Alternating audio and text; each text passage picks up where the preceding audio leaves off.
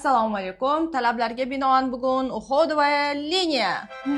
Bugun sizlarga koreyskiy kosmetikani mahsulotlarini ko'rsatib o'tamiz, arzon va qimmat narxlarda. Tomosha qiling. Hozirgi paytda SPF turishimiz kerak Dalba manda. Manda juda ham o'zim ham foydalanganman Round Lab brendini солнцезащитный kremi.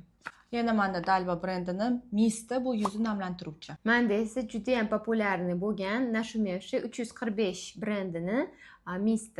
Endi esa Centellani sivrotkalari поросужающий и namlantiruvchi. Bu komedon chorni tochkalarga qarshi, bunisi esa oqartiruvchi. Yana ham juda ham Нашумевший Anua brendini PDRNli увлажняющий sivorotkasi bizga rosa mos. Va mana bu liniyasi именно pigmentni пятна chidiku quyoshdan juda ham zo'r oqartirib beradi.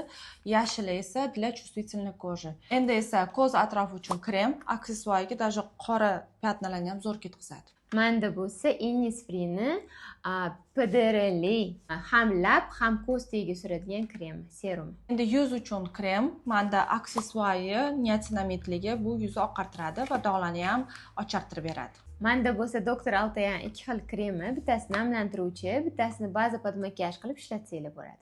Keyingisi manda Innisfree brendini retinolli booster. Booster bu do uходda suriladi, o'shanda uходni yana ham zo'r vitamin qilib beradi ko'zga. Faqat retinolni yozgi mavsumda ishlatib bo'lmaydi. Ishlatsanglar ham faqat kechki payt. Manda esa glutation осветляющий и yaltiratib beradigan sivorotka boosteri. Agar lyuksoviy kosmetikasini foydalanib ko'rmoqchi bo'lsanglar, Korean Sulva Su brendi juda ham zo'r.